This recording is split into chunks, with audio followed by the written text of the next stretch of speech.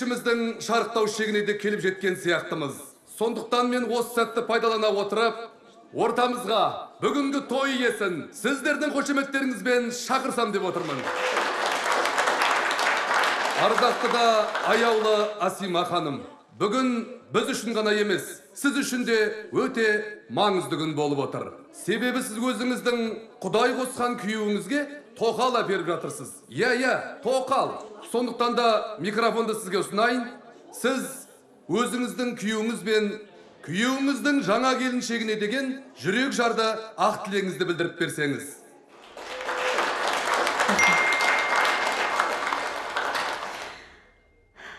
Қымбатты Аслан және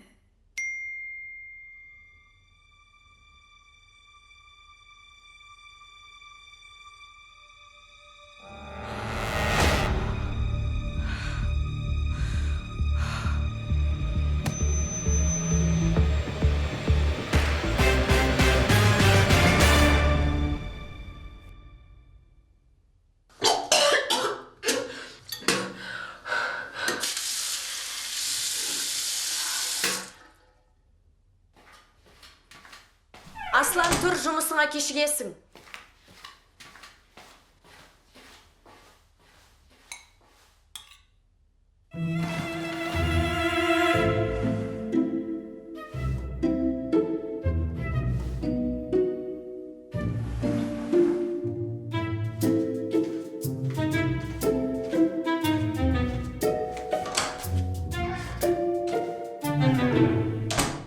Пап, ваннаға тапочка киіп кіріңіз.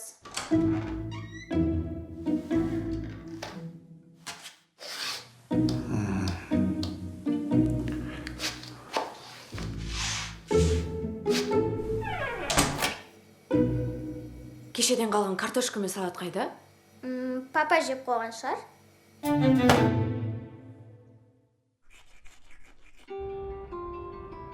Жаным, Ау, бүгін қыздарды мектептен өзің алып кетші. сен ше? Бүгін дәрігерге баратын күнім еді ғой. Так, бүгін жұмыста кеш шығамын жаным. Ала алмаймын. Ну, пожалуйста. Ала алмаймын деймін. Ала салшы. Ала алмаймын, не істеймін? Ала салшы. Ала алмаймын. Аласың. Алмаймын. Аласың. Алмаймын. Аласың. Алмаймын. Аласың. Аласың деймін. Алмаймын. Аласың. Алмаймын. Аласың. Аласың. Аламын. А мен дәрігерге барам. Пап, тағы да жеңілдің ба? Енді сендердің мамаларын жеңу мүмкін ба? Пап, осы воскресенье кафеге баратынымызды ұмытпадыңыз ғой, я?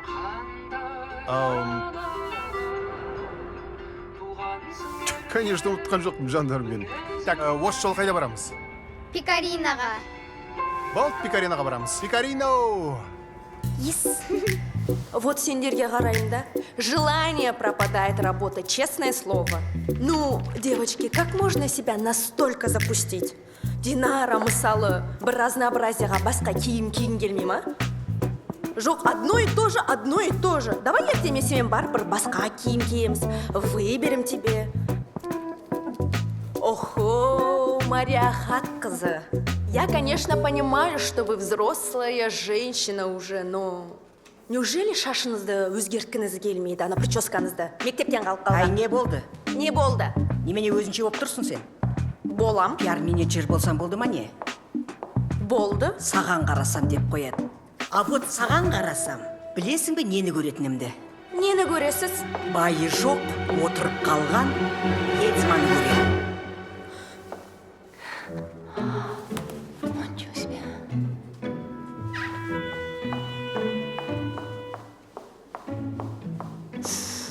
Привет.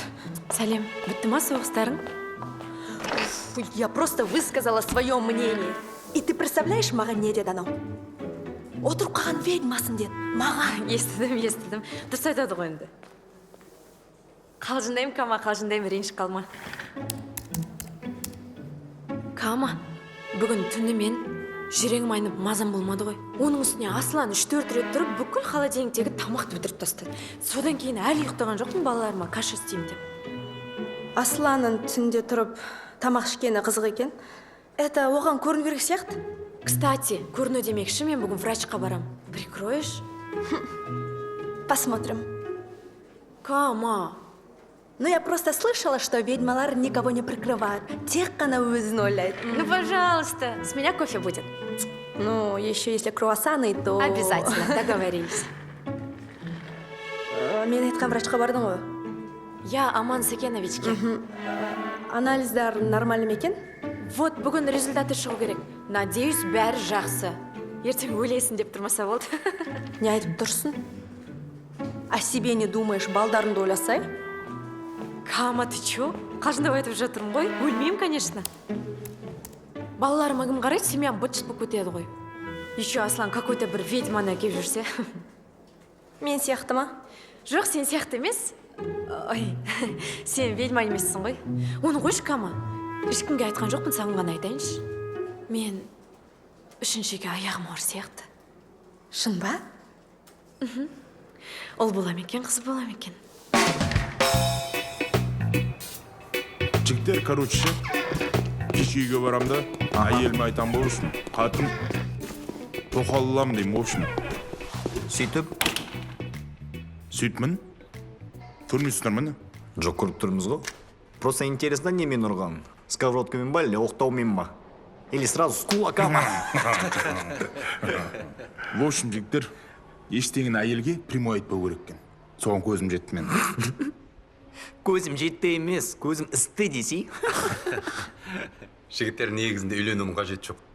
Мен сияқты апта сайын қыздар ауыстырып тұру керек қой.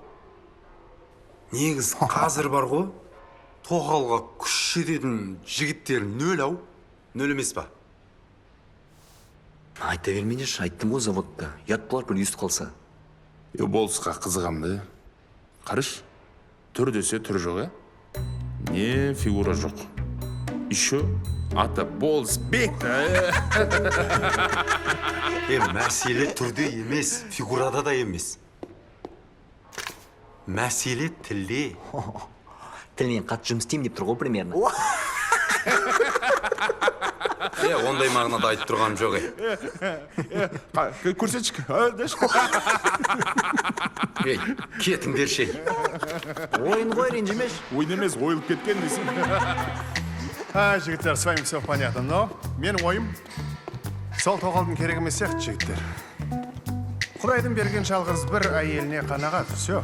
Болыспен құлағын жап, подкаблучник әңгімесі кетті. Да при чем здесь подкаблучник? Мәселе онда емес қой. Хотя бы сол бір әйеліңді қалдырмашы. Жоқ, өзін ойлаш. Ты готов каждый день одни и те же макароны есть?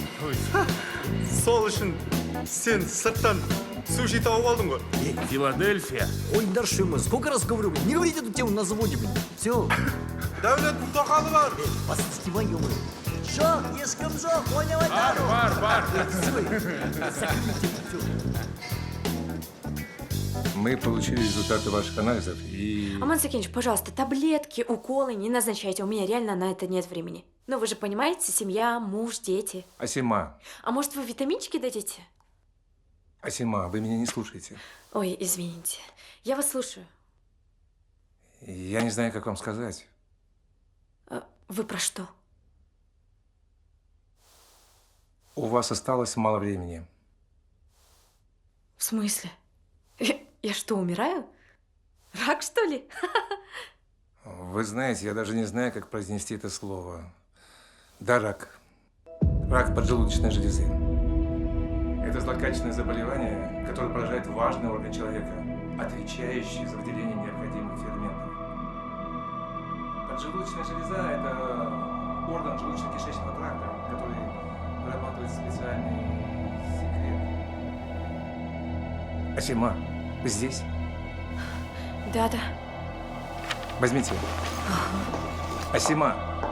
Асима!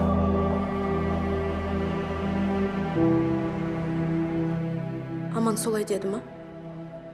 Я... Олай десе, жағдай действительно қиын. Кама негізі былай. Мен сап-сау сияқтымын. Енді Не енді? қашан? Не қашан? Ну, қашан деді, что ты, Өлетін күнім ба? Қанша қалса да енді аз қалды. Балаларым... Аслан не болады енді? өлейін деп жатсаң да балдармен күйеуіңді ойлап отырсың ба? Енді қызықсың ма, басқа кімді ойлайым? Тем более Асланды білесің, менсіз өмір сүре алмайтынын. Может, мен басқа дәрігерге барамын? Зачем? Мүмкін Аман Сакенович шатасып кеткен шығар, точно. Не гони, пожалуйста, нет. Я знаю, что ты в шоковом состоянии. Жаным. Жоқ, допустим, сен қазір басқа врачқа барасың. И ол врач по ошибке скажет, что ты здорова, а по факту ты на самом деле нездорова. Сол кезде? И не істейміз, Кама. Жоқ, Аман Сакенович самый лучший врач в городе. Я тебе неоднократно говорила. Он не мог ошибиться, понимаешь? Жоқ, басқа бір варианттар іздейік. Басқа бір выход табайық, білмеймін. Лечениясы бар, лечениясын іздейік. Точно, давай интернеттен қарап көрейік. Ну, хотя бы давай интернеттен көрейік. Білмеймін. Дұрыс айтасың.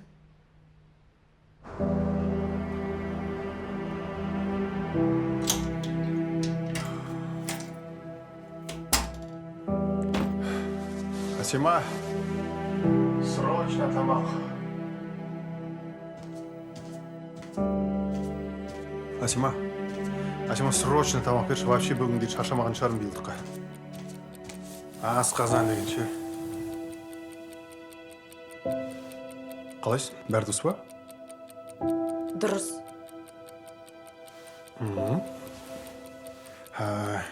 Доктор не дейді? Бардың ба? Бәрі дұрыс деді. Что-то мен сенің түріне қарасам бәрі дұрыс емес сияқты ғой. Понял? Хорошо? Все. Ашуланбаймыз. Сабыр.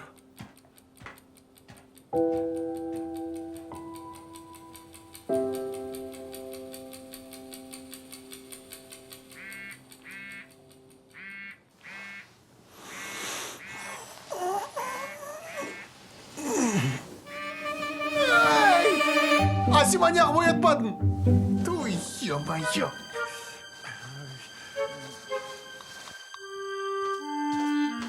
Так, мамаларың қайда? Кетіп қалды. Қайда кетіп қалды? Білмейміз. Интересно.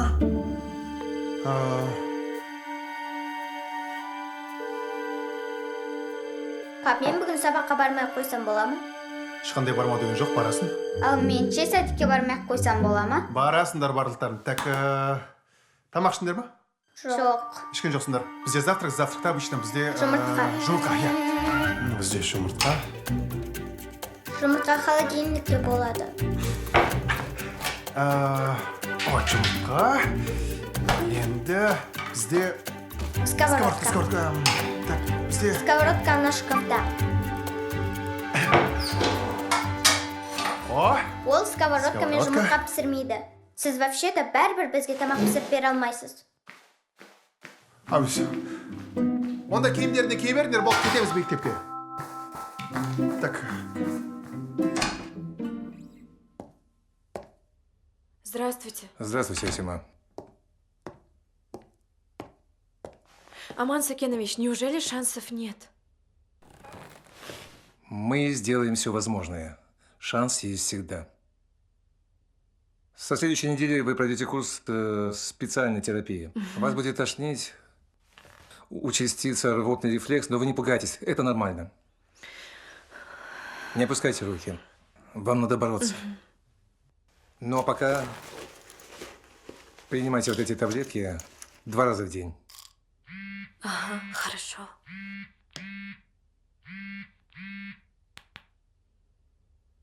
А вы мужу сказали? Мужу? Зачем? Ну, я считаю, что он должен знать. Аман Сакенович, пожалуйста, прошу, никому не говорите. Я не хочу, чтобы родные волновались. Пусть это останется между нами. Хорошо, хорошо. Я вас прекрасно понимаю. Не сдавайтесь. Надейтесь на лучшее. Ну, хотя бы своей лучшей подруге скажите. Надо с кем-то поделиться, иначе вам будет очень сложно. Она уже в курсе. Ну вот и правильно. Спасибо, Аман Сакенович. До свидания. До свидания. Түні бойы сені ойладым ғой мен.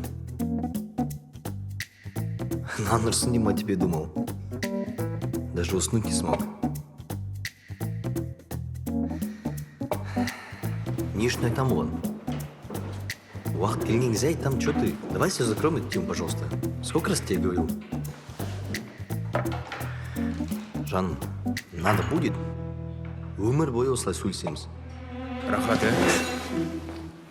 Ой, ё-моё. Сен бас тима, Дима. Адам шошқан ес. Не страхат? Екі жағын ойлап, уже басып қалып кетті. айтсамыз ма? Бірақ прямой айтпа. Дима, қойшы. Вот сен тоқалың болған кезде көрем. Қалай? Прямой айтпайтынды әйеліне. Бір күн біліп қойса не істейсің? Не істейсің? Не істейтін білсем, давно уже айтатын едім. Бірақ менің де көз салып жүрген тоқалым бар ғой. Дима, қойш дейм. Дима, запомни, тоқалға көз салмайды, басқа нәрсе салады. Түсіндің ба? Не болды сендерге жігіттер? Басқа тема жоқ па сендерде? Тоқал. Мысалы не? Мысалы, рыбалка, политика көп қой енді. Рыбалка дейсің ба? Жарайды. Мысалы, мен иногда рыбалка барам деп, тоқалама барам ғой. Жаттап алу керек қой, құдай қаласа. Политика дедің ба? Политика. Қазақстанда 4 әйел алуға рұқсат. Политика ғой. Мен ондай политиканы айтып жатқан жоқпын мен. Қандай? Андай, какой-нибудь международный мысалы анау. Қазақстаннан Стамбулға көшіп кеткен депутаттың аты кім еді? Анау екі тоқалы бар депутат па? Қой, соның екі тоқалы бар ма? Ол сендер білетіндерің деді ғой. Интервьюға прямой айтты ғой халыққа. Кәдімгі интервьюді айта салды ма халыққа? Сендерге дауа жоқ екен. Бізде дауа емес, тоқал жоқ.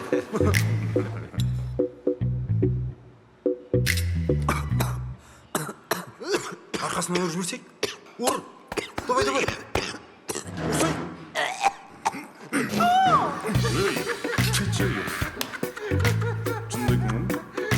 Асыла қасым бос па? Ренжімеш ойын ғой. Ренжіме деп тоқалыңа айтуы ма?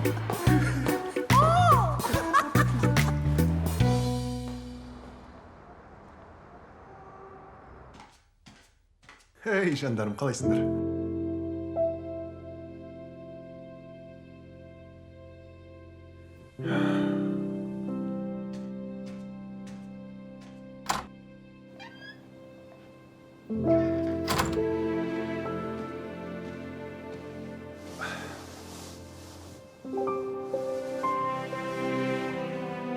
Жан?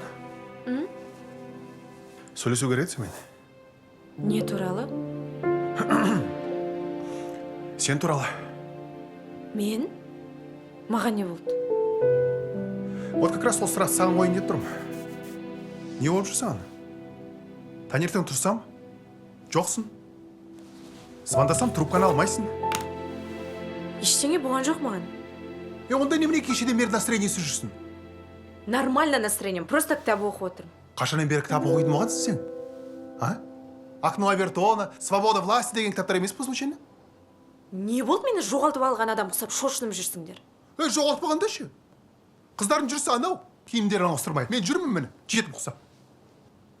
Менсіз қиын, я, сендерге өмір сүре алмайсыңдар, я? А вот вдруг мен жоғалып кетсем, не істейсіңдер? Не деп кеттің сен, қумаш?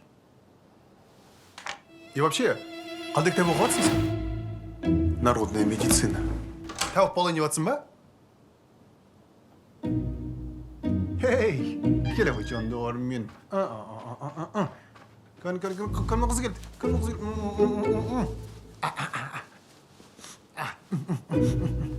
Киімдерін неге ауыстырмағансыңдар? Ойбай, неге ауыстырмаған екен? Кішкене қарамайсың ба? Кім? Сен! Тамақ іштіңдер ма бүгін? Жоқ. Папаларың ештеңе берген жоқ па? Жоқ.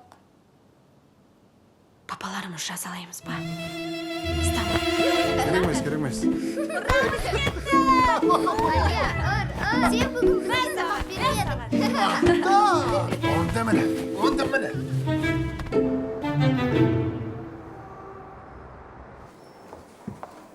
Привет, Жан. Как ты? Отырмын сол пенсияға шыққан кезде ақшамды қалай жаратсам екен деп. Өлейін деп жатқан адам жағдайы қандай болушы еді? Прости.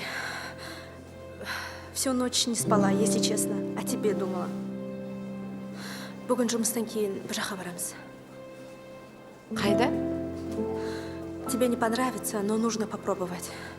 Бір жақсы тәуіп бар дейді, соған барамыз. Тәуіп? Қайдағы тәуіп? Кама білесің ғой ондайларға сенбейтінімді. Барайық көрейік, бір жақсы пайдалы нәрсе айтатын шығар. Кама қуасың ба? Бармайым ешқандай тәуіп мәуіпке.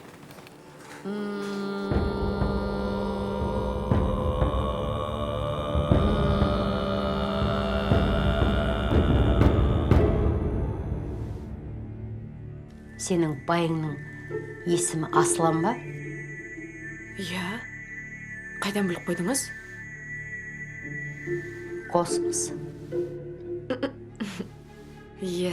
Тыңда, 10 жылдан кейін күйеуің және 2 қызың бір әйел бақытты өмір сүреді. 10 жылдан кейін мен тірі болады екенмін ғой, Мүмкін. Космос тура айтады. Оның бойы 1,75. Тоқтай тұрыңыз, мен бойым 175 сантиметр емес, 165 сантиметр. Онда саған сәбіз жеу керек. Сонда бойың 10 сантиметрге өседі. Қайдағы сәбіз? Қайдағы 10 сантиметр? Не айтып кеттіңіз? Сіздің космосыңыз точно мен туралы айтып жатыр ма? Информация келіп жатыр. Я. Бойы 175, шашы қара. Апа, мен шашым қара емес, сары, қарасаңызшы. Мынау не деген қатыны? Сенің байыңның 10 жылдан кейін тоқалын айтам. Тоқал? Қайдағы тоқал, апа? Ана космосыңызға айтыңыз, ешқандай да тоқал жоқ оған. Ей, менің космосым мені тыңдамайды, ол көреді. Космосыңыздың аузы бар, көзі бар, құлақ жоқ па сонда?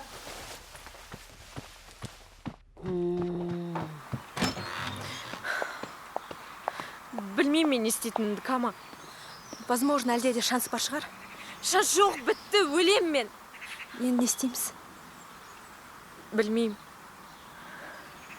Да, тяжело придется Аслану. Кама, идея бар ма? Бар. Қандай? Тоқал алып бер. Қуасың ба? Несі бар? Естідің ғой мынаның не айтқанын? Не хватало, еще менің үйімде какой-то бір әйел жүреді. Еще спальнейімде. Фу. Вот скажи, пожалуйста, ты любишь Аслана? Ну да. Ну вот.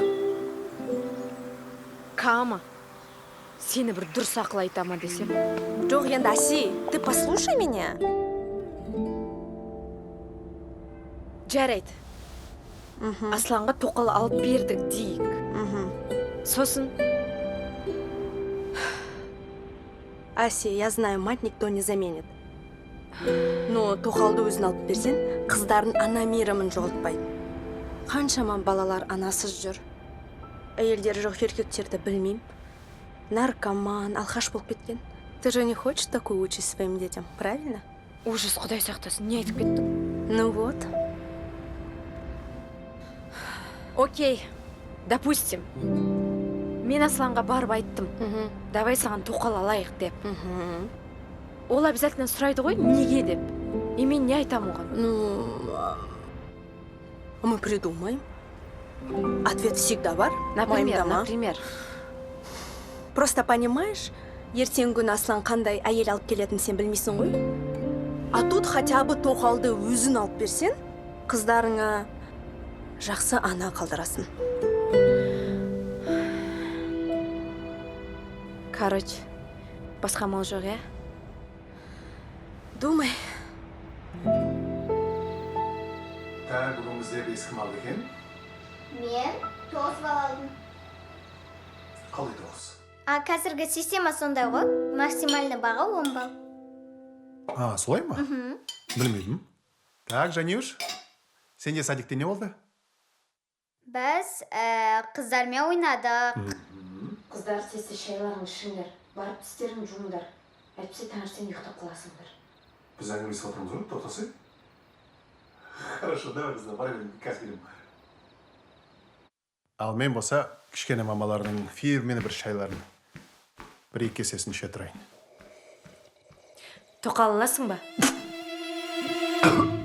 Не болды шашалып? Не дедің? Қорқатынды ештеңе айтқан жоқпын, жай тоқал аласың ба дедім.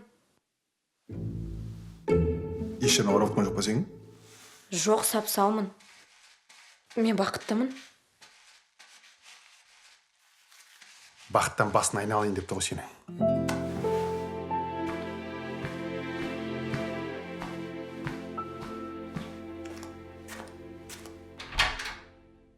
О, жаным, сәлем. Тоқта. Қайда жүрсің кешігіп? В смысле, қайда жүрсің? Жұмыста болған шығармын? Сен неге маған өтірік айтып тұрсың? Жаңа жұмысыңа звондағанда алып та шығып кеткен деген. Қазір сағат 11. Енді... Подожди, а сен не үшін звондайсың жұмысқа? Ты что, мне не веришь, что ли? Потому что сен маған последнее время көп өтірік айтып жүрсің. Қалай сенем, Дәулет? Да ты чё? Да. Ал қашан айттым өтірікті? Вот қазір жұмыстан кеш шықтым деп өтірік айтып тұрсың ғой? Кім айтты мен? Сағат 6-та шығып кеткен деп жұмыстан. Асықпа. Ол тағы не айтқанын білесің ба? Не айтты ал? Дәулеттің тоқалы бар деді. Оказывается, сенің тоқалың бар екен ғой? Вот. Ну? Кім айтып жүр оны? Сұраққа жауап бер. Айтпайын десем, айтқызасың ғой конкретно. Негізі менде емес, Димада бар. Димада? Да? Подожди. Ол маған сенің тоқалың бар деді. Қайсысы? Жауап бер, Дәулет. Жарайды. В общем, былай болды. Қалай болды? Дима әйеліне ұсталқамас үшін Дәулеттің тоқалы бар деген. Сосын Диманың әйелі маған звондады. Сол Диманы құтқару үшін мен яди салғам ғой, менде бар деп. Все. Походу, там кто-то услышал на работе и такой слух пустил. Только Джами, Диманың әйеліне ни слова, анау Диманы өлтіреді болады. Солай де. Получается, Дима сонда тоқалмен ұсталып қалған ба? Жоқ. Енді Сен сияқты звондаған шығар енді жұмысқа? жұмысындағылар Диманың тоқалы бар екен, қайдан біледі? Ой, миллион вопросов қой. Кто, кого, зачем, почему? Мен қайдан білейін? Біреу естіп қалған шығар, кто-то увидел там, наверное, Диманы с этой, с тоқалкой. Жан, сағат 11 болды. Мен қарным аш, мен шаршадым, понимаешь? Лучше тамақ салып берсейші маған. Не пісірдің, а? Макарон.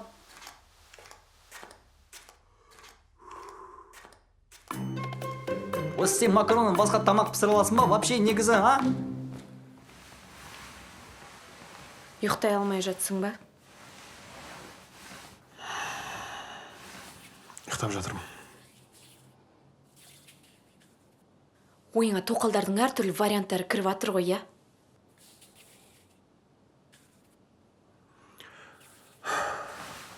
Так, Асима. Сен маған түсіндірші, не отыр сен басында? Жұмысқа барсам ана достардың әңгімесінің бәрі тоқал. Үйде бір демалайын десең, тоже тоқал қойындаршы. Жан, мен интернеттен бір статья оқыдым. Так. Бақытты әйел, ол күйеуіне тоқал алып бере алатын әйел дейді. Бақытсыз әйелдің қолынан ол келмейді дейді. Ал мен бақыттымын. Бақытсың ба?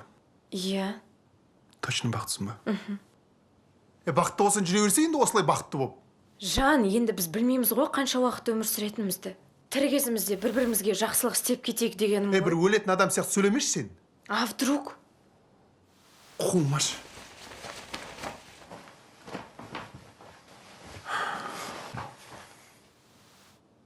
Қызық. Не қызық? Саған алып беретін тоқалдың түрі қандай болады екен, а? Все, короче, я спать.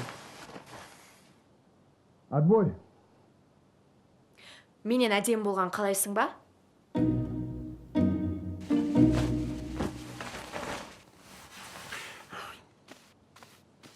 Жоқ, тамақ холодильникте.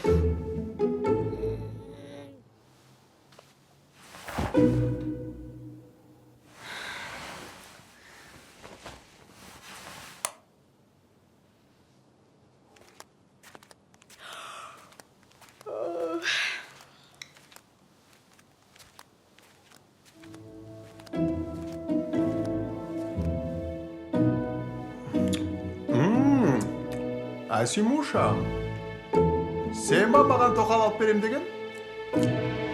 Пожалуйста!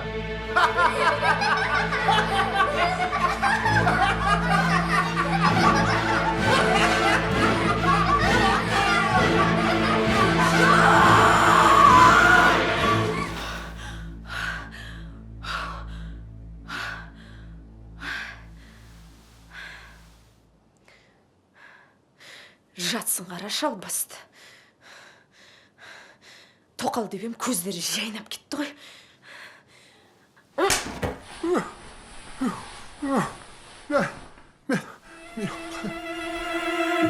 Жан, не болды? Шошып ояндың ба? Жаман түс көрдің ба? Тоқал кірді ма түсіңе? Тоқал көрсем шошып оянам ба? В смысле? Қойшы, ұйықтаймын. Таңертең ерте тұру керек. Балаларды мектепке апару керек.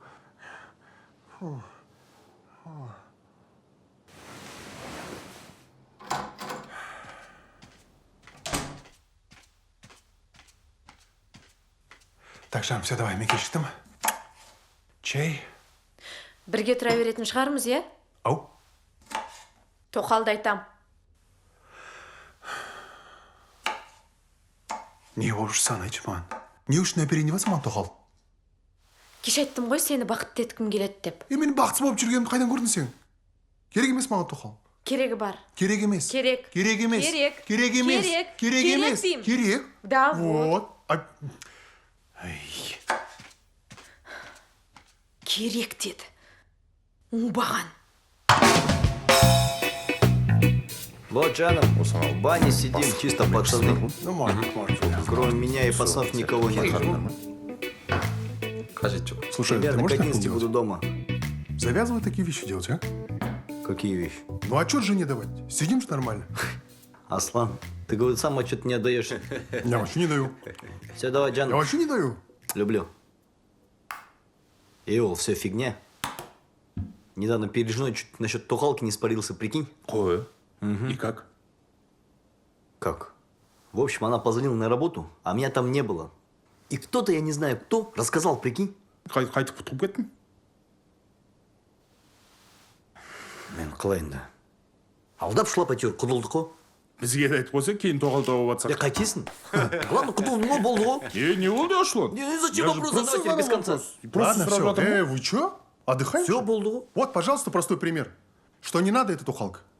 Даже между собой ссоримся. Мұны екеуінен тоқтата алмайсың. Нең бар осы әйелдердің темасын қозғап? Кстати, Аэль Демекши, чисто мое мнение. Такая вот нағыз андай мудрый әйел сол тоқалды өзі алып береді. Ну, это мое мнение. Типа, мен әйелім сондай дейсің ғой, А что? Да? Сондай? Да? Да. Докажи тогда. Ну вот ты вот постоянно вот докажи. При чем здесь это? Мне же не нужна тухалка, правильно? Бәсе, сразу сөйтіп айтпайсың ба? Біз сен еркек екен деп жүрміз ғой. Слушай, подкаблучник, то, что ты подкаблучник, не означает, что вы все такие, правильно? Сам ты такой подкаблучник, Ема. Я тебе... Дима, я уже сколько, почти 10 лет жена, да? С первого года я всегда домой прихожу, говорю, жена вот так делай, сразу делай. Ой, Сразу делай. сказка. Я тебе серьезно говорю. Че, подожди, типа, ты хочешь сказать, ты можешь жене не говоря привезти домой тукалку? Смогу. Вот міне нағыз еркек. Кстати, еркек демекші. Қорқақ еркектер, как ты, допустим. Тоқал алған кезде әйелдеріне айтпайды, вообще айтпайды. Вообще никогда айтпайды. А вот нағыз еркек әйелін бит не етеді. Не боятся. Например, как я. Да? Да. Ты нағыз еркек, да? Ну давай. Позвони ей прямо сейчас и скажи это. Дух жетсе, а? Тоқташ. Бағана айтты ғой, әйеліме айтпай апарам деді ғой. Жоқ енді, жоқ қой қыз дайын қыз. Мені шақыра салам ғой. О, қойшы. Болысбек, я тебе говорю, он даже телефон в руки не сможет взять, не то что позвонить, потому что духа жетпейді конкретно. Жетпейді духа. Жетет. Жетпейді. Жетет. Жетпейді. Давай так. Жетсе, Конкретно. За счет сегодня я плачу. Мен саған қосылам. О, қызық болайын деп тұр. Навели суету здесь. Чего вы торопитесь? Аслан, вообще? қараш. Ладно, сен настоящий жігітсің. Келсем онымен. Бірақ қолыңнан келмейтін істерді айтпай-ақ қойшы мына жерде. Реально. Қолыңнан келмейді ғой. Жетпейді туха. Отвечаю. Конечно. Набон берді, көрдің ба? Қорқытып жатыр бізді. Давай, сонда. Кетті ма звонок? Кетті ма звонок? Алло, ау жаным, қалайсыңдар? жақсы, өздерің қалайсыңдар, не істеп жатсыңдар? Сол балалармен баняда отырғанбыз. Қыздар ұйықтап отыр ма? Олар ұйықтап жатыр. Өзің не істеп жатсың? Мен сені күтіп отырмын жаным. Не ғой жаным? Мен тоқал алам. Алло. Асима? Ау, жаным, мен сенің кез келген шешіміңді қолдаймын. Давай, пока.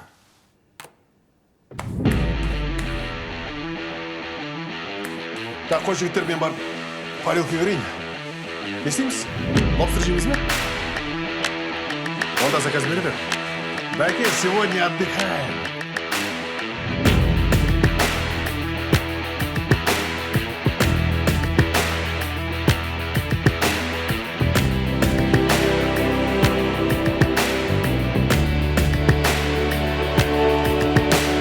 Кел, отыр. Саған бір шартым бар. Қандай? Біріншіден, мен таңдаған тоқалды ғана аласың. Жоқ, жан. Екіншіден, отыр. Балаларды тастап кетпеймін деп уәде бер. Жоқ. Үшіншіден, тоқаң мен балаларыма вообще дауыс көтермейтін болсын. Отыр. Төртіншіден, мына бөлмені сендерге берем, интерьерден еш нәрсе өзгертпейсіңдер. Хорошо? Сен қайда жатасың?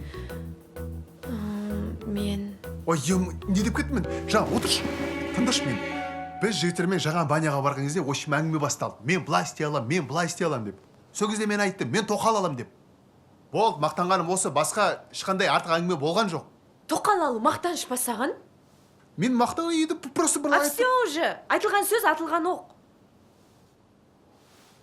Асима, маған ешқандай тоқал керек емес. Шынымен ба? Ну, конечно. Керек. Ту, ё-моё. Ну, хорошо. Давай. Онда менің де бір шартым бар. Қандай? Менің бір сұрағыма жауап бересің. Осы кезде мен тоқал аламын.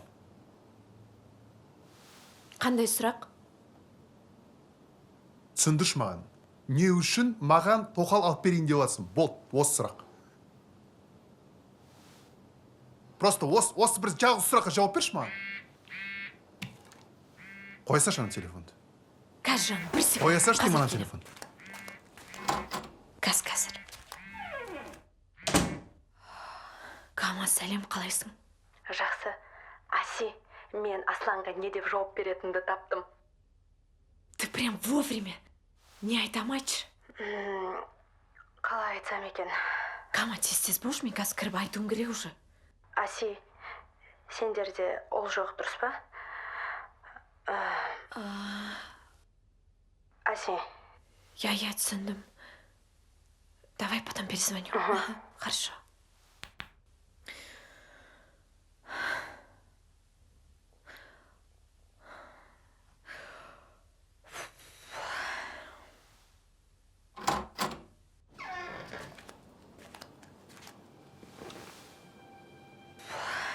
Тоқалды не үшін алып берейін деп жатсың, маған айтасың ба, айтпайсың ба? Аслан, мен саған ұл туып бермедім ғой. Тоқта, осы ма сенің себебің?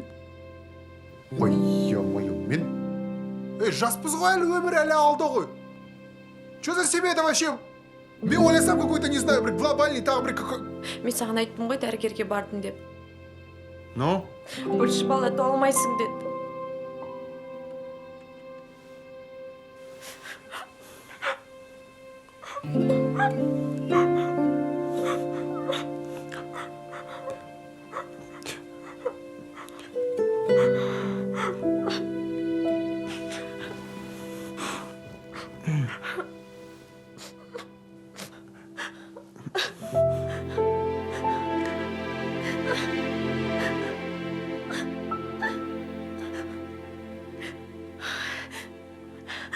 жауап бердің ба сұрағыңа? Иә. Сен жігітсің, еркексің. Сен мына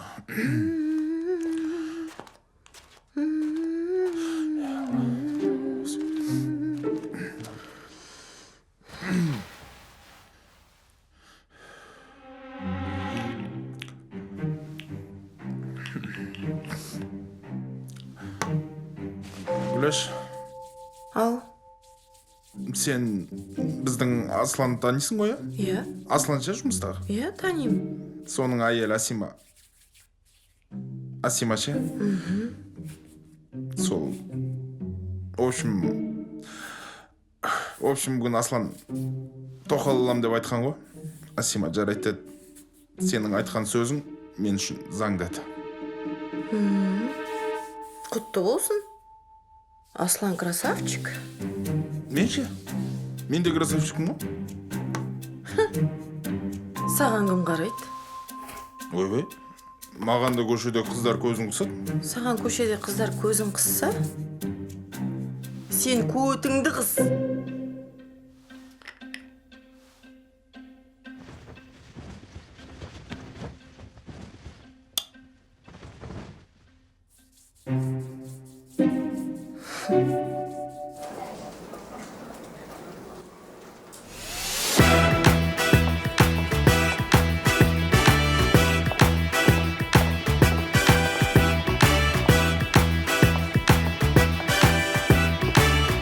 Все, бітті финал. Ол келісті. Правда? Е, не істейміз? Тоқал іздейміз. У тебя на примете кто-нибудь есть? Жоқ, қайдағы? Может, сенде бар? Жоқ, вариант жоқ. Есть идея. Қандай? Кастинг. Кастинг? Да? Ну, сен Асланға қандай әйел керек екенін білесің, дұрыс па? Ну да. Ну да, вот именно. Я все организую, ты придешь и выберешь. А если оған мен таңдаған қыз ұнамай қалса Да ше? какая разница, Аси? Ұнайды, ұнамайды. Здесь главное твой выбор. Ну, вообще-то да. Ал енді тоқал болуға келісетін қыз қайдан табамыз? Предоставь это мне. Дорогие подписчики, всем привет! У меня хорошие новости. Моя подруга ищет жену для своего мужа. Девочки, не упустите этот шанс. Пишите в дайрект, все подробности расскажу. А фото мужа закинем попозже. И отмечаем хэштег «Ищу жену для мужа». Почему мужчины заводят токал? Но как так вышло, что у нас растет армия токалов? Какой пример мы подаем нашим детям? Моя подруга Қыздар, мынаны қараңдаршы. Мына келіншек күйеуіне тоқал іздеп жатыр екен. Жандың ма? Бүгін мен әлеуметтік желілерді бір шулатып жүрген жаңалықты көрдім. Жолдасыма тоқал әперсем деп едім, денсаулығыма байланысты ұрпақ жалғассын деп. Дұрыс па осы пікірім дейді. Күйеуіме тоқал іздеп жүрген. Неге? Жағдайын жасау үшін.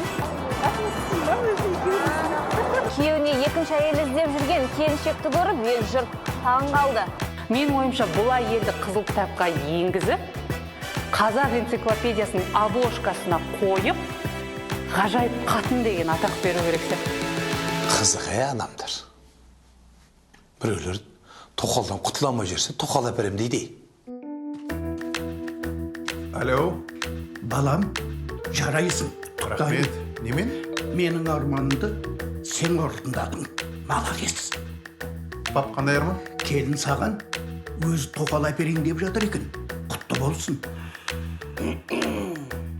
Мен кейінірек звондаймын. Арман дедің ба?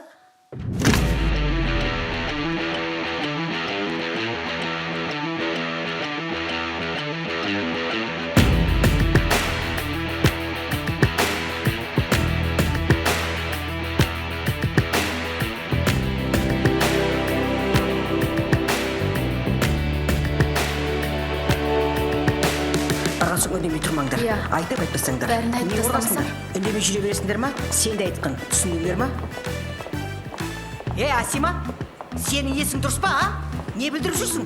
Бүкіл еркектің құлағын көтеріп шулатып, өзіміз әрең дегенде бір еркекті зорға ұстап отырғанда. Тоқал несі? Сен ойланасың ба, тоқал емес, Не болды айғайлап соншама? Ой, как мы любим сувать свой нос в чужие дела, да? Идите лучше работайте. Жалмауыз. Мен оған айттым. Тоқалды өзім таңдаймын деп. А потом? Сосын спальнедегі интерьерге тиіспеңдер дедім. Екеуміздің арамызға түсіп мазамды алма дедім. И потом балаларға дауыс көтермесін дедім. Көтерсе аямаймын. Дәл солай айттың ба? Дәл солай. Ол не деді? Не деуші еді? Не дейді дейсің? Жарайды деді. Еркеге. Сенде шынымен екі мама бола ма? Иә, менде екі мама болады. Қандай күшті. Мен де бабам айдым. Маған да екі мама керекті. Жеттер не болды? Несе тұрсыңдар? А? Айтсаңдар? А?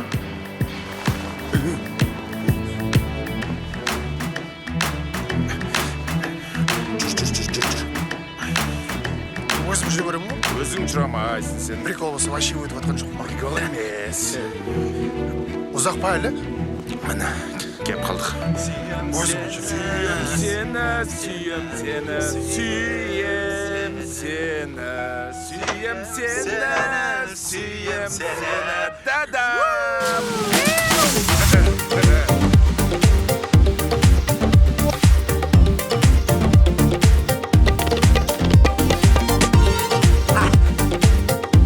Қалай кімдер?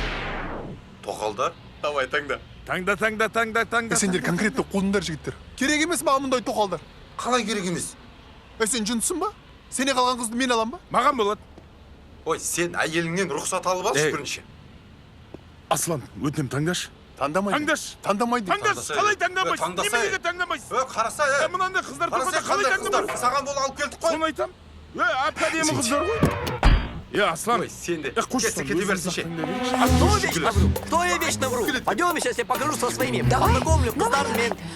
О, смотри, познакомься. Мынау Томпақ қызынаты Диана. Мынау тақайдай қызынаты, короче, Болускүл. Это вот Ася. Познакомься, это мои тоқалочки. Познакомьтесь, это моя жена Джами. Вот, в общем, қыздар шығаратын завод. Да. А что, попроси мне еще давай это, открыть фуру. Попроси, давай. Не доверяешь мне? Чуть же думаешь, там много девочек. Давай. Да нормально, А что все не надо? смотрят, Что всё. не надо? Давай позориться до конца. Что, давай я открою тебе. Давай. Болмайды. Нет, лишнего, отойдите. Қалайсың? Аш ола, аш. Проверяй. Ну, проверяй, дейді ғой. Ашал. Ты же мне не веришь, давай. Келіңдер, майылем.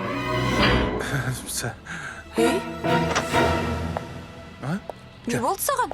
А что, не Не мог? үшін есік жауып қойдың? Сосватыр, потому Аш что... дедім саған. А что? Аш дедім саған, Дәулет. Көзің бақырайып шығып кетті ғой. Шыққан жоқ, көзім Аш дедім саған, Дәулет. Аш дедім саған. Аш дедім. Қожей, не ашайын, сендер не Аш ашайын. дедім саған. Не болып кетті? Немене бұл жер сендерге проходной двор ма? Мына фораның көтін ашып, әркім көре беруге болады деп кім айтты сендерге? Ренжімеді, жігіттер. Дәулет, жұмысқа әйелді алып келуге болмайды ғой, білесің ғой. Басыңыз. Ты сволочь! Тоқалың бар екен ғой сенің, ә? Мен азым ба саған? Мен жетпей жүрмін ба саған? Жетесің маған. Кім айтты саған вообще мен тоқалым бар деп? Жами, саған кім айтты? Маған Дәулет айтты. Дәулет? Дәулет? Сөйтіп айтамыз ба не?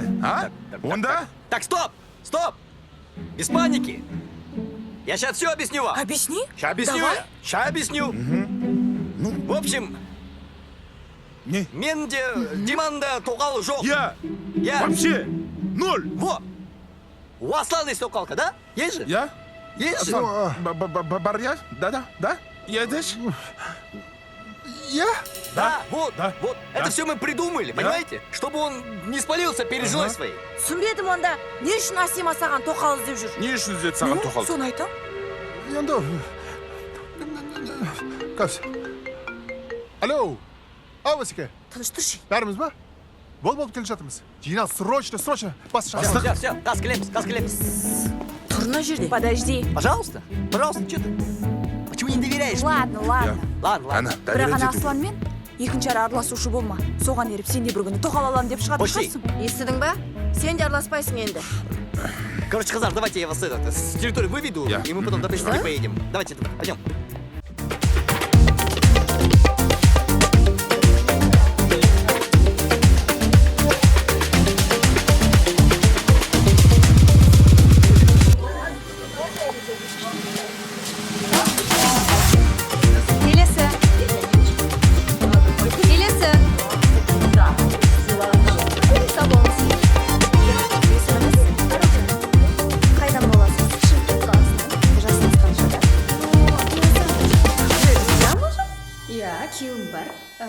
бірақ Сәлем, қалайсың? Тұрмаймын.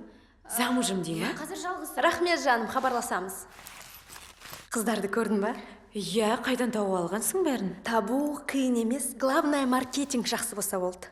Вот и все. Сонда бәрі менің күйеуіме тоқал болуға келісіп тұр ма? Да. 22-де. Магнатқа күйеуге шығасыңдар десең. Магнат? Мен жоғарғы оқу орнын бітірген. Келесі. Рахмет. Сау болыңыз. Кама, мен күйеуім ешқандай да магнат емес қой. Да? Обычно заводта жұмыс істейтін қарапайым жұмысшы ғой. Правда, что ли? Қойшы, Кама. Ну, қазір магнат емес. Кейін ты не знаешь, кім болатынын.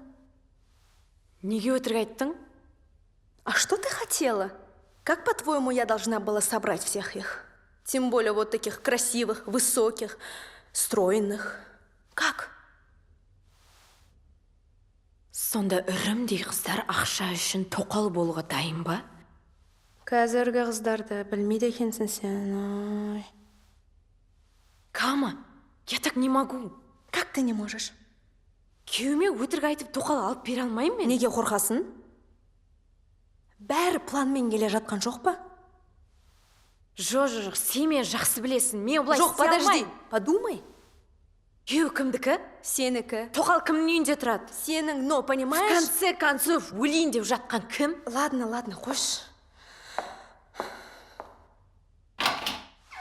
Жаным, қош келдің. Рахмет, жаным. Жаным, саған күшті сюрприз дайындап қойдым. Так. Тадан! Таныс бол, бұл сенің тоқалың, енді ол бізбен бірге тұрады. Рахмет. Сәлем, жан. Біз бірден спальняға барып танысса қалай болады? Әрине, енді ол сенің де күйеуің ғой. Өзің білесің. Жүр, жаным.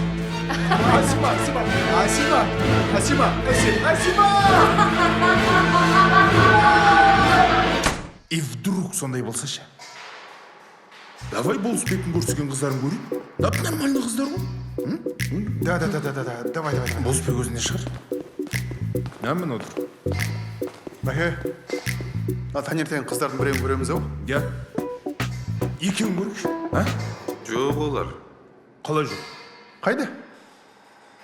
Азанда біз жиналысқа кеткен кезде фураның есігін жауып кетіп қой Қама. Я. Жиналыстан шыққан екен есінен шығып кетті. И тірі ма олар? Фураның ішінде свет жоқ, су жоқ. Әбден қиналған ғой. Енді? Кешірім сұрап, жалынып, жалбарынып, жұбатып алдым. Енді келмейді енді бұлар бұл жерге. Болысбек, вот ты косячник, а? Жоқ, бұл ше, сен сөйтіп косяк жасағаннан кейін ана қыздарды қалай жұбатып алдың? Тілдің арқасы ғой.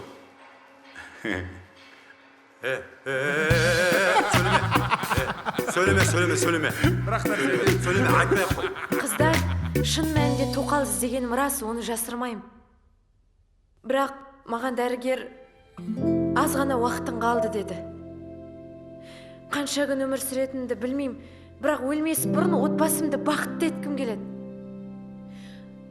Маған өзім сияқты күйеуімді құрметтейтін, сыйлайтын, екі қызымды жетім қалдырмайтын әйел керек. Қыздар!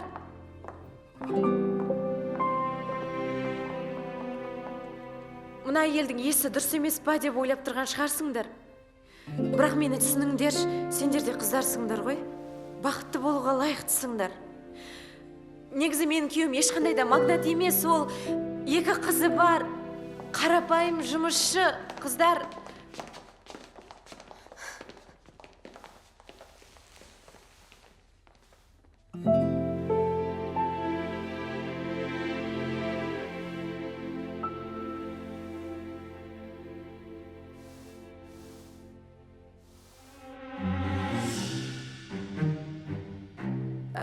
Сіз неге қалдыңыз? Не ғой? Маған бәрібір. Мен тоқал болуға дайынмын. қалай дайынмын? Қалай болғанда маған тұрат не болса болды? Тек сол ғана ма? Қысқасы мен бір жігіттен көтеріп қойдым. Енді ауылға барсам ұят. Сондықтан маған сіздердің варианттарыңыз жақсы келіп тұрған сияқты. Так, девушка, Қайдағы көтеріп қойдым? Сен көшеде жүріп көтеріп қойсаң ешкім кінәлі емес оған. Енді жетпегені үйіме баласы бар әйелді апаруым керек пе? Тем более күйеуім жақтырмайды темекі шегетіндерді. Темекіні тастайым ғой? Боссыз! Бопты онда. Өздеріңше бір күшті тоқал табам деп ойлаған шығарсыңдар. Ну ладно. Я мынау. Дима, А? мен бүгін Асимамен сөйлестім. Қош, сен не дедің? Нені не дедің? Не жайлы сөйлестіңдер деген? Не жайлы сол? Баяғы тоқал жайлы. Қош, сен не дедің? Олардың тоқал алуының басты себебі оларда ұл жоқ. Зато бізде қыз жоқ. Ах ты сволочь! Урод!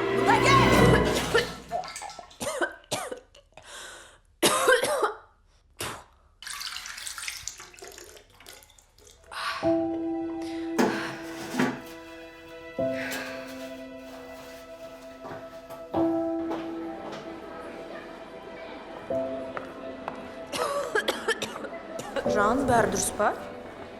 Я, нормально. Қашан басталды?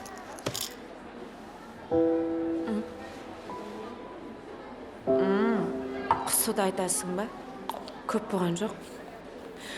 Кама, бізге срочно тоқал табу керек. Енді соза беруге болмайтын сезіп тұрмын. Тағы кастинг жасаймыз ба? Ой, қойшы, Кама. Басқа бір нәрсе табайықшы, шаршап кеттім уже.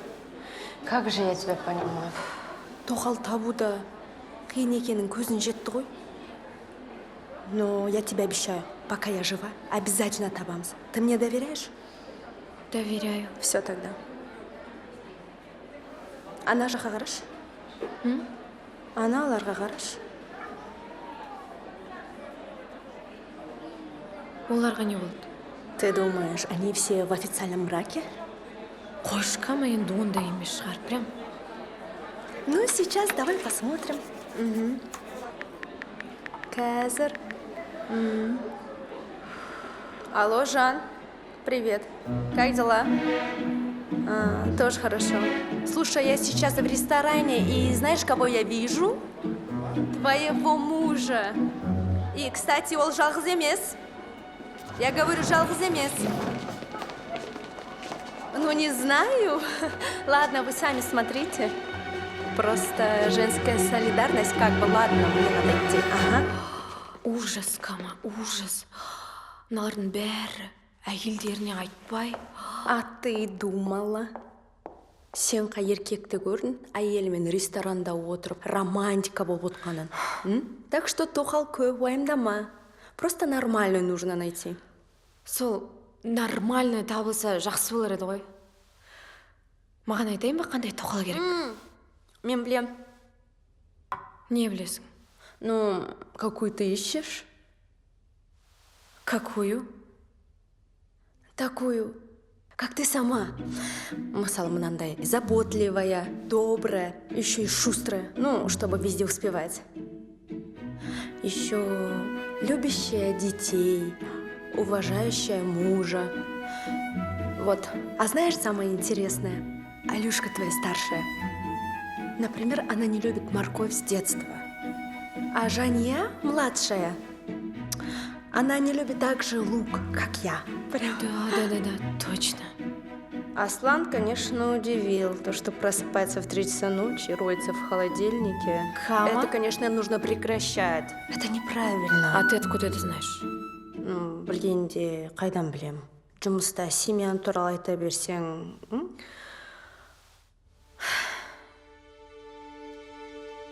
Мен тапқан сияқтымын. Нені? Тоқалды? Кім? Ол сен! В смысле мен? Наконец-то! Кама! Қайда болдың осыған дейін? Аси... Маған дәл сен сияқты тоқал керек. Подожди. Не айтып кеттің? Әлде саған Аслан ұнамай ма? Ұнайды. Ұнағанда жоқ, просто... Ну, это странно, понимаешь? Енді... Аси... Кама! түсініп тұрсың ғой мен жағдайымды. Ертең қайдағы жоқ бір әйел келіп менің балаларым жылатқанын қаламаймын. Менде басқа амал жоқ, түсінші. Маған сенімді адам керек. Нет, Ася, я так не могу. Я тебя люблю, уважаю, конечно, но это не то, потому что... Если любишь, уважаешь, помоги. Мен спокойно өлгім келеді, түсінесің бе? Айтпашы. Тем более қыздарым таниды сені. Жақсы үйренісіп кетесіңдер. Наконец-то. Ася. Жанымсыл. Ася. Ася, мен я деген жоқпын. Бұл жақсылығыңды ешқашан ұмытпаймын. Кеттік. Жаным, қош келдің. Ой, мен жаным, не деген красавица, Слушай, это серьезно? Сенің любимый тамағың. Как раз қарным ашып атады мен. Привет. Какие люди? Как дела? Привет, қалайсың? Жақсы, рахмет. Как на работе? Жақсы? Тоуф, не деген дастархан? Я сен үшін бәрі. Че, мы какой-то праздник празднуем? Я. Қандай той? Саған тоқал тапқанымыздың құрметіне. Аха. Кәми екеуіңіз дедіңдер ма, тоқалды? Қалай, таптыңдар ма? Таптық. Так, қайда? Үйде ма? Жаным, ол саған қарма-қарсы жатыр.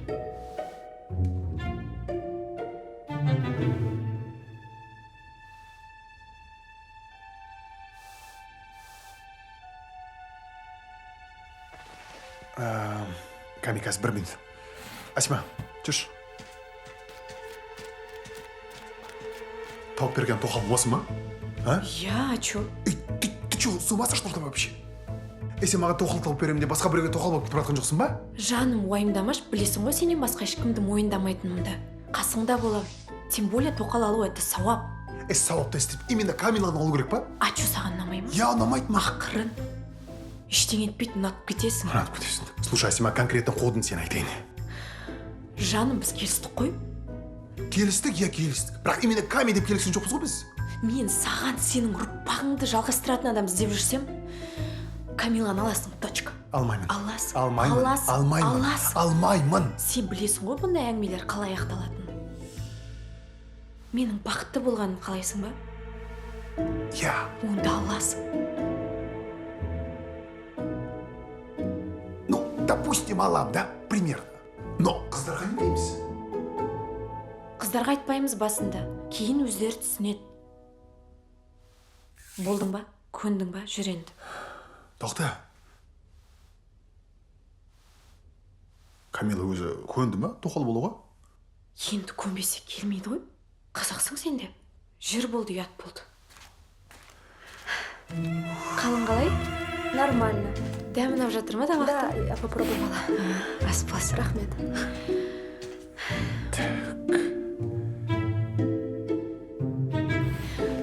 Мен сендерді оңаша қалдырайын, өздерің сөйлесіп әңгіме айтып отыра беріңдер, Асима.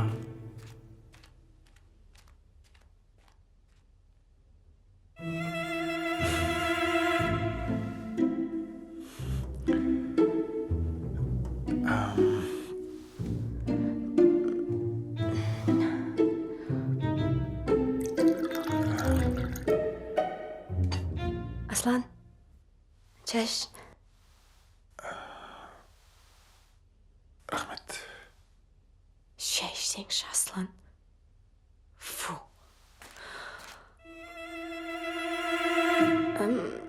Ты не кушал, да? Я это... Сейчас. Просто. Чай немножко. Осторожно. Не, нормально. Ыстықтау кішкене. Сәл шыда.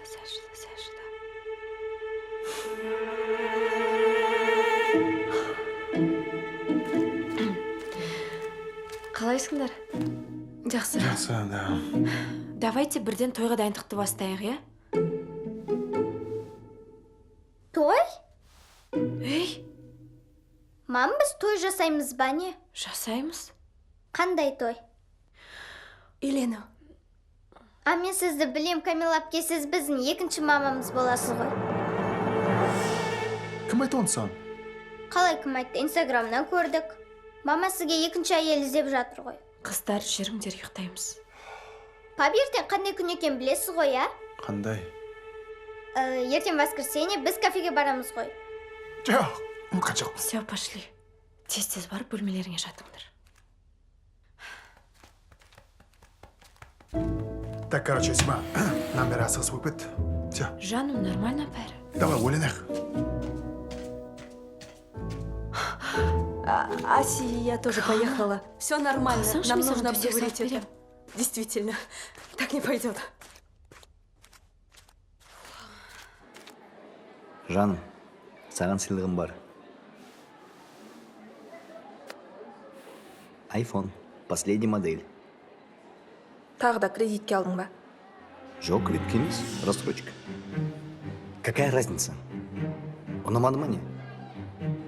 Ұнады. И чё? Аслан тоқал алайын деп жатыр екен ғой, Я чё? Официально ма? Официально дегенде... Әйеліне айтты. Она согласилась. Әйеліне айту оңай екен ғой, Оған қиын емес. Маған қиын. Это не та ситуация, понимаешь? Сен сонда айтпаймын деп тұрсың ба? Айтамын ғой, жаным, айтамын. Надо подождать. Қашан? Қашан айтасың? Бір жыл болды ғой айтам деп жүргеніне. Жай. Айрылмаш? Уақыты келсін, сол кезде сразу айтамын. Түсінші, пожалуйста. Асланның тоқалы бар ма еді? Жоқ, жай ма? Поэтому іздеп жатыр ғой. А что, подругалар бар ма? Тоқал болатын? Номерін берсейші. Асланға жіберейін. Иә, бар. Давай. 747 634.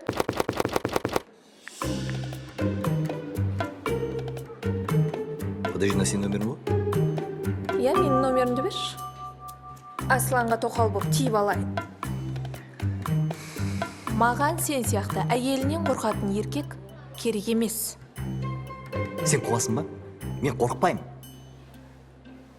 Просто айтатын кезде айтамын. Все. Қашан? Қашан айтасың? Қашан дегенде енді... Қашан айтасың деймін. Ертең айтамын. Ертең, довольно? Закрыли тему. Все. Смотри, Дәулет. Ертең мен ответ күтем. Осыдан ертең айтпасаң, өзім барып айтам. Түсіндің ба? Жан, қойшы жан.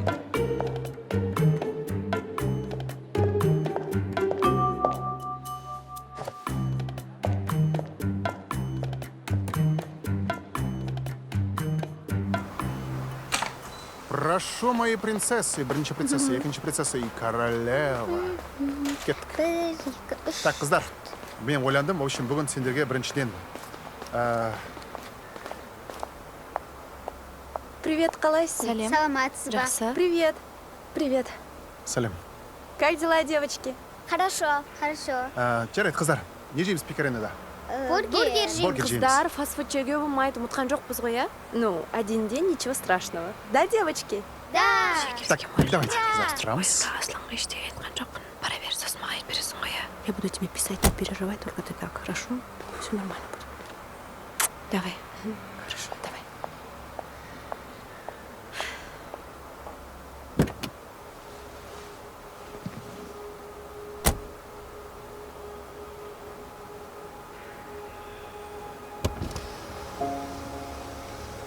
Асима, Кеше айтып едіңдер ғой, ойлануымыз керек деп. Вот как раз сәті түсіп тұр соны.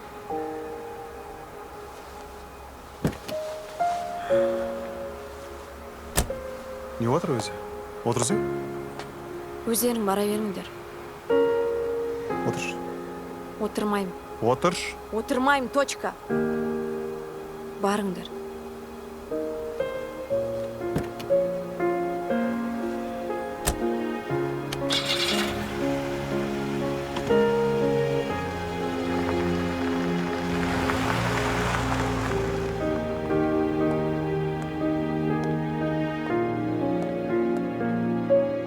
Сенің көздерің, сенің сөздерің ауыртып жүрегімді кетті жаралап. күн алыс, жүремін жалғыз. Өзіңсіз сезіммен аралап, сені сүйемін, жанып күйемін. Сөндім мен алаудың көзінде, сені сүйемін, жылап күлемін. Өткеннің бәрі де есімде.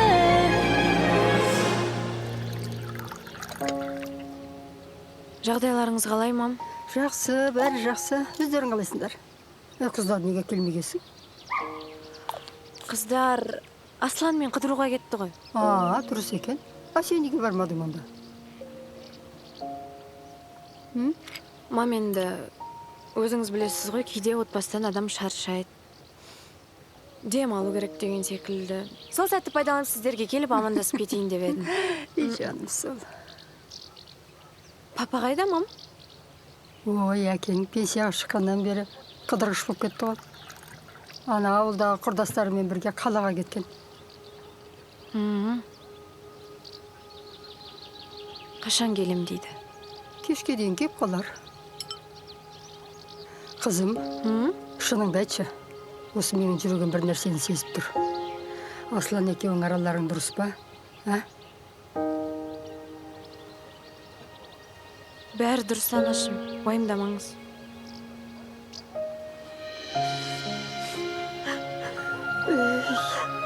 Жаным сол.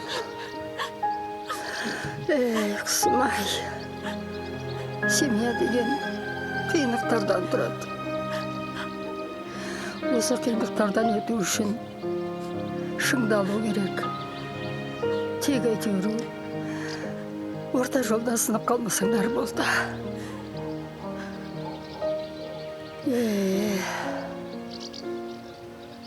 Өмір деген қас қағымда өтеді де кетеді.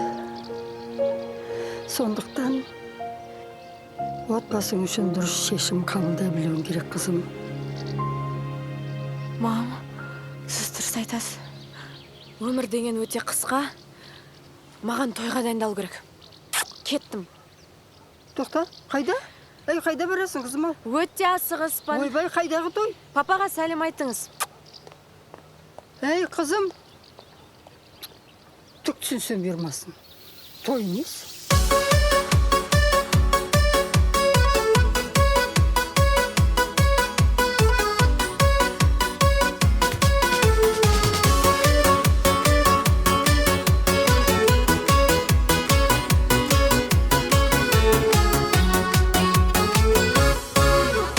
Sağım kur kelemen, sağındırıp kelemen.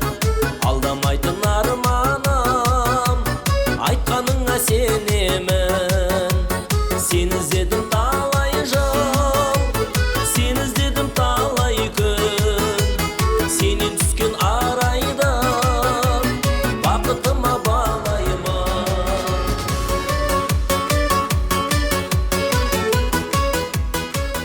Ал құрметті достар, қадірлі қонақтар, біз бүгінгі кешіміздің шарықтау шегіне де келіп жеткен сияқтымыз. Сондықтан мен осы сәтті пайдалана отырып, ортамызға бүгінгі той иесін сіздердің қошеметтеріңізбен шақырсам деп отырмын. Ардақты да аяулы Асима ханым, бүгін біз үшін ғана емес, сіз үшін де өте маңызды күн болып отыр. Себебі сіз өзіңіздің Құдай қосқан күйеуіңізге тоқал әперіп жатырсыз. Тоқал. Сондықтан да микрофонды сізге ұсынайын. Сіз өзіңіздің күйеуіңізбен күйеуіңіздің жаңа келіншегіне деген жүрек жарды ақ тілегіңізді білдіріп берсеңіз. Рахмет. Қымбатты Аслан және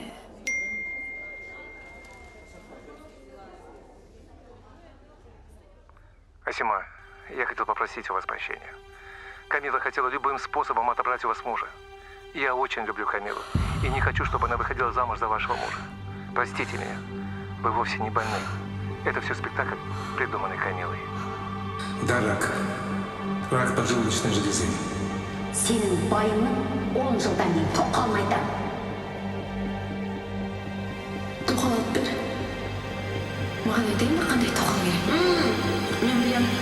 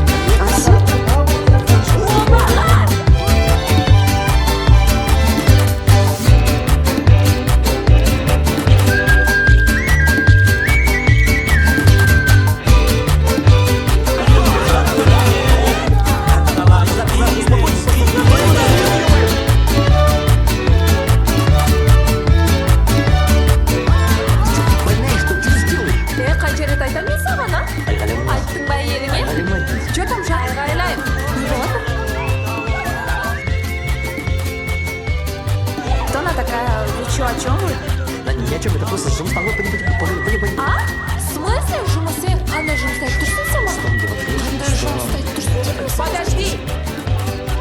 Я еще раз спрашиваю, ты кто такая? Отвечай!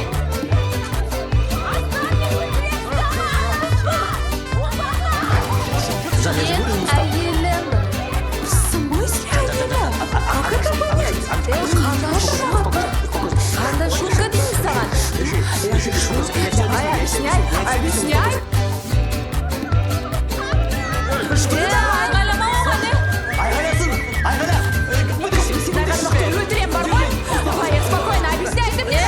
Сапын де!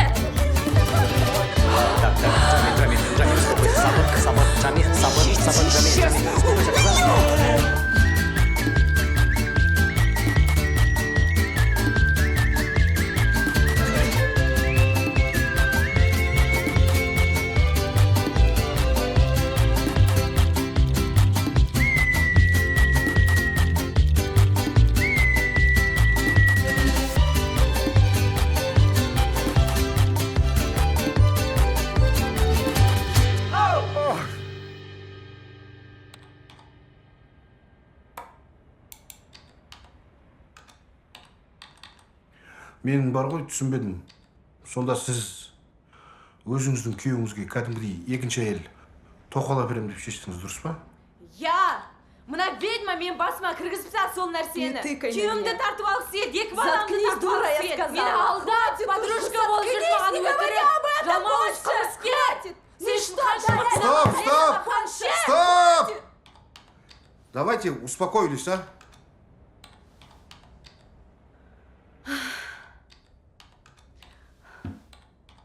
Кама? Не үшін істедің бұның бәрін? Не істеп қойдым мен саған? Не үшін істедің? Сен менің Асланымды алып қойдың. В колледже не помнишь, да? Я тебя ненавижу. Я тебя ненавижу! Всегда ненавидела! Ненавижу тебя! Ненавижу тебя! Громко! Так, Аслан, Асима, сіздер боссыздар. Барыңыздар анау, мейрамхананың сынған ыдыстарын, анау полдарын жыртылған петелерін төлеп беріңіздер. Аслан, тоқтай тұр. Ресторанның қожайынынан арыз шағым болмасын. Кім, Камила, сіз кішкене кідіре тұрыңыз. Бізде бір бітпеген әлі мәселелер бар. Отырыңыз, отырыңыз.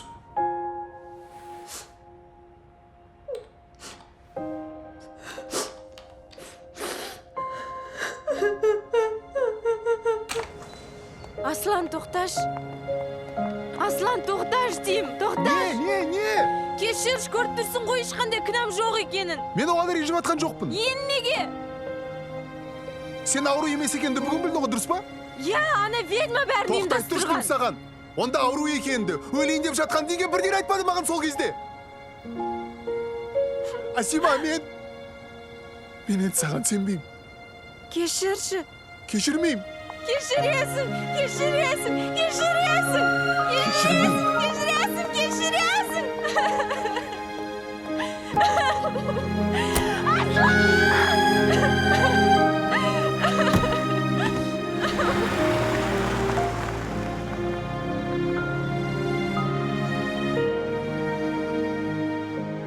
Құлыным сол, уайымдамаш қоя қойшы енді. Жаным, бұны өмір дейді. Өмірде әртүрлі қиындықтар болады. Сол қиындықтардан әр адам өтуі тиіс. Бәрі жақсы болады, жыламаш енді.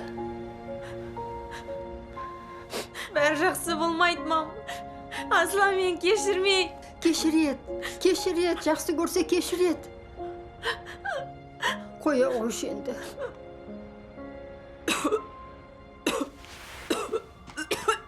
Не болып қалды? Қызым.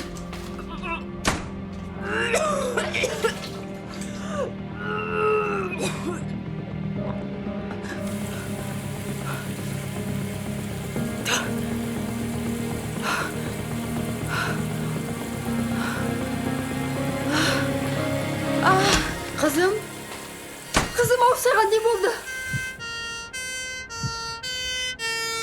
Сағындым сені, жаным ау менің. Ойлаймын күндіз түні сені ержерек. Түсіндім бәрін, жүректе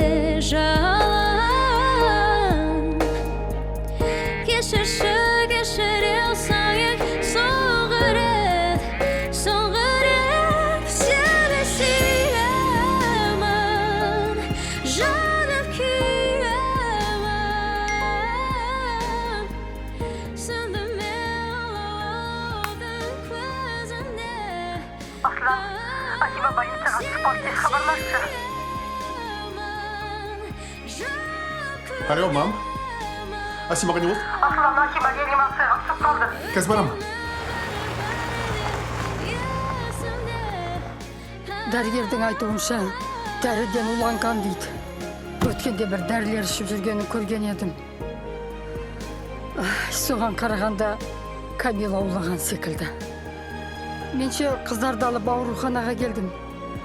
Сен де тезірек жетші. Полицияның адресін қазір телефоныңа жіберем. Аслан, тезірек жетші. Мен уайымдап тұрмын. Жандарым мен. Асима қайда? Іште.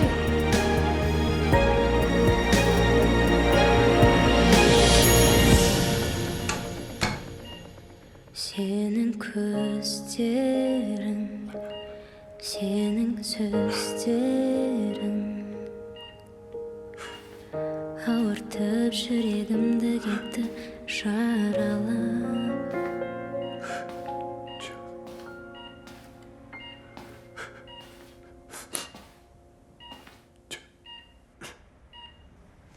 Жаным менің. Асима. Мені тастап кетпеші, Асима. Мен сенсіз өмір сүре алмаймын, Асима.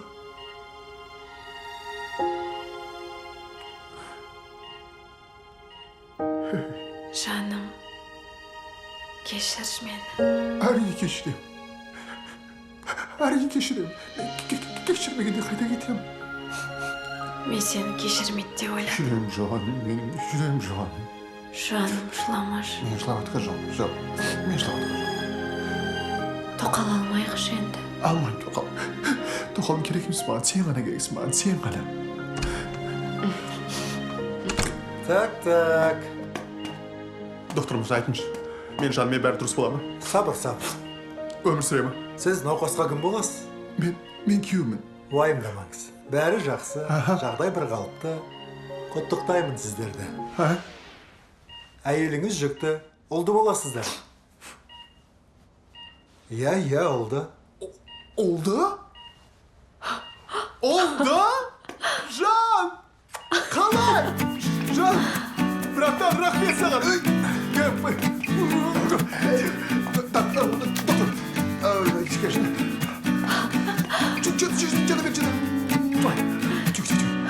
Онда саған вообще... Так, бәрі бәрі дұрыс па? Иә, берсеңші ем бәрі бір нәрсе категория бар. Бәрі жақсы. Бәрі жақсы. Иә, бәрі жақсы. Так, все. Жан, представляешь? Все.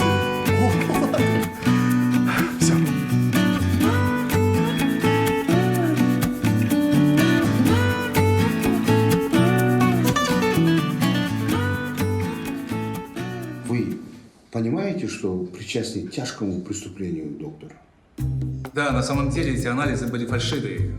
Но все это придумал не я. Это Камила. Это она. Ей, неге мұнда алып келдің? Сен менің қосымысымен ойнайын деп жүр екенсің. Сен маған неше рет келгенді білесің ба? Сендердің арттарың таз емес. Мен жақсы білем. Тез босат. Тез босат деймін саған. А вы знаете, что ради любви люди часто идут на преступления?